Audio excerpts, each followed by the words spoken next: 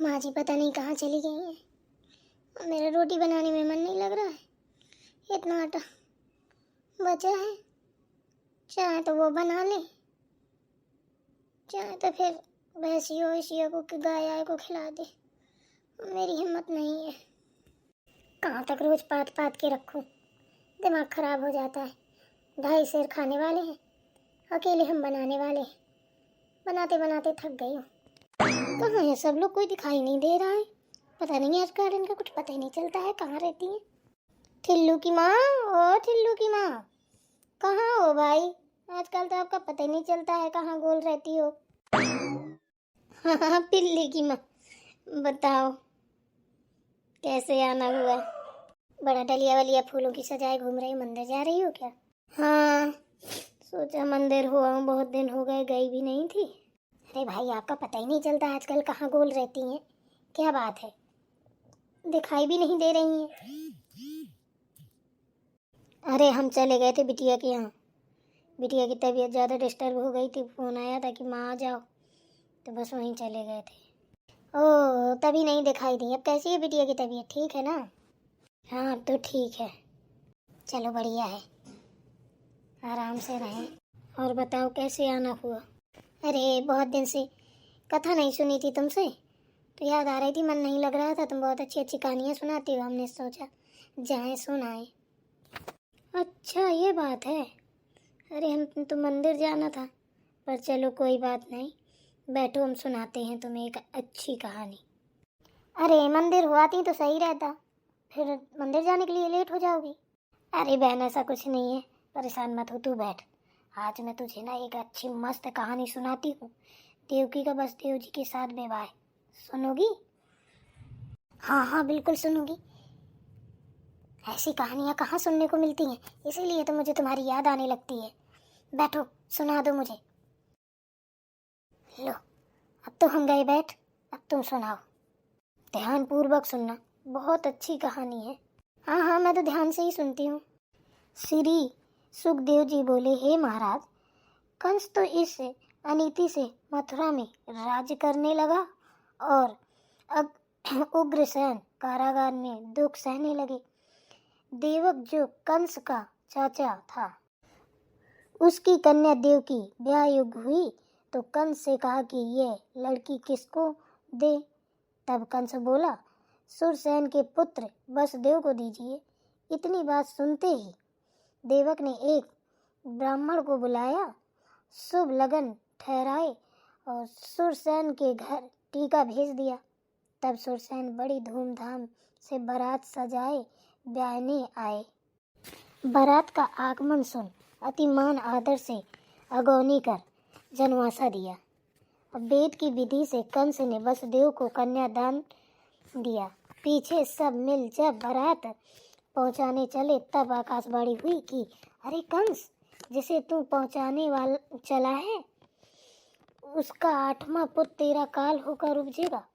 उसके ही हाथ तेरी मृत्यु है। फिर? अरे सुनो तो सही, बीच में मत बोलो, कथा खराब हो जाएगी। अच्छा ठीक है। ये सुन कंस डर से कांप उठा और देवकी की चोटी पकड़कर रथ से नीचे खींच लिया और खड़ा का हाथ में ले कहने लगा कि जिसकी जड़ ही से उखाड़िए, उसमें फूल फल काहे लगेगा। मतलब जिसको जड़ से ही उखाड़ फेंकेंगे तो उसमें फूल फल काहे को लगेगा। जब देवकी को भी मार देंगे तो 8वां पुत्र कहाँ से पैदा होगा। सही बात है।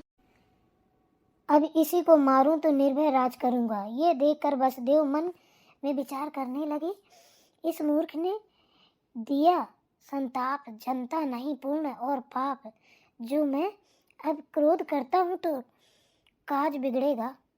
इससे इस समय क्षमा करना ही योग्य है। विचार कर ही काम करना चाहिए। वसुदेव जी ने सोचा कि अगर मैं गुस्सा करता हूँ तो काम बिगड़ेगा, बनेगा तो है नहीं।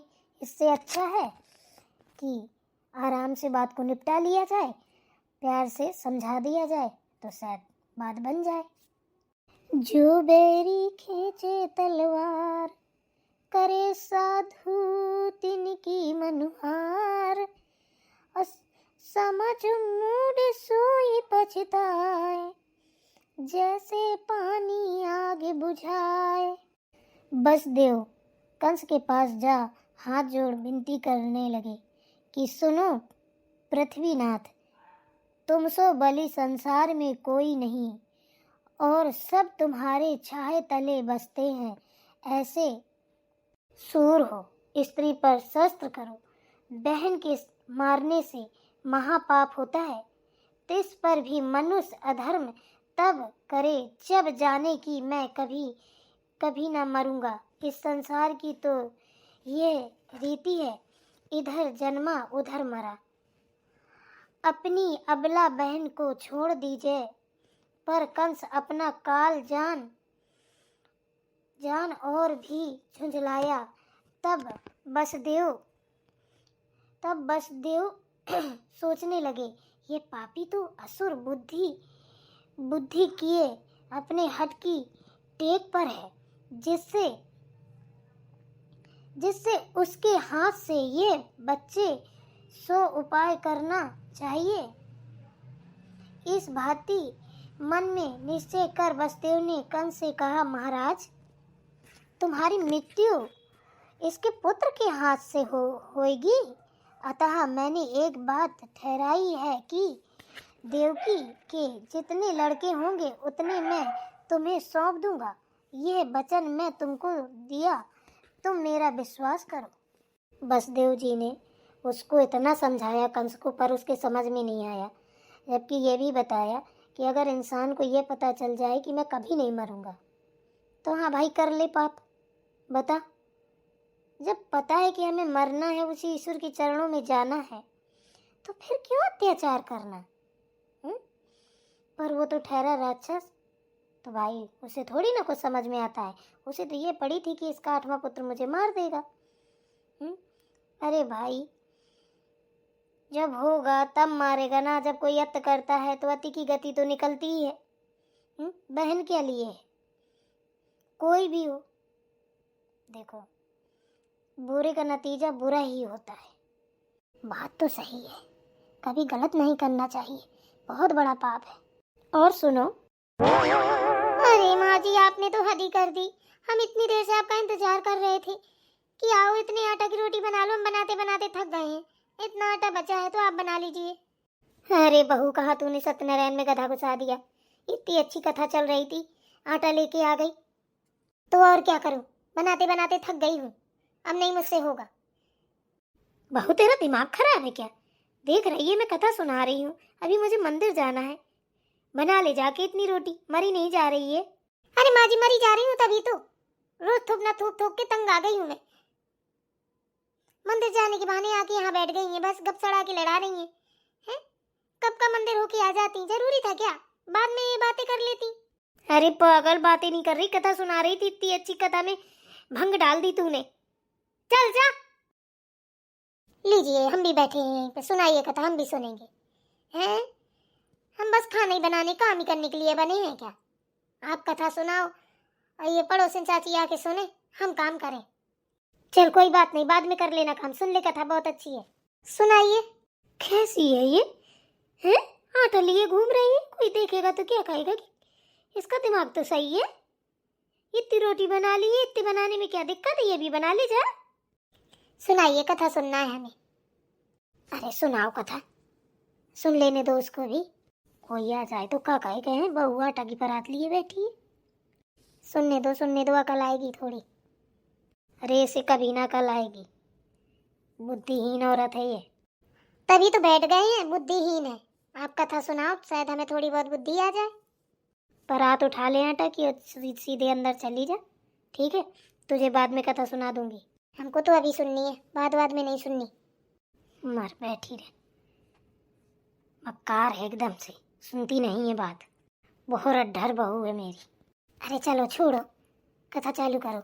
अब क्या कथा चालू करूं? बीच में ढंगा डाल दिया, इतनी अच्छी कहानी चल रही थी। चल, अब मैं मंदिर जा रही हूँ, कल सुनाऊंगी कथा। और जिसको जिसको सुननी हो मेरी कथा अच्छी लगे तो कमेंट में बताना। बहुत अच्छी अच्छी कथाएं आती हैं मुझे, मैं सुनाऊंगी। अगर अच्छी लगे तुमको तो बता देना सबको, मेरी फैमिली। तो आ जाना, कल से मैं सबको कथा सुनाऊंगी। अरे यार मजा किरकिरा कर दिया। कथा का ही तो हुआ, कथा होती तो शुरू हो जाती, मेरी चुगली हो रही होंगी और क्या। तभी तो अब कल कथा होगी, आज काहे को होगी। क्या है मुदर मुदर कर रही है? मैं क्या मुदर मुदर करूंगी।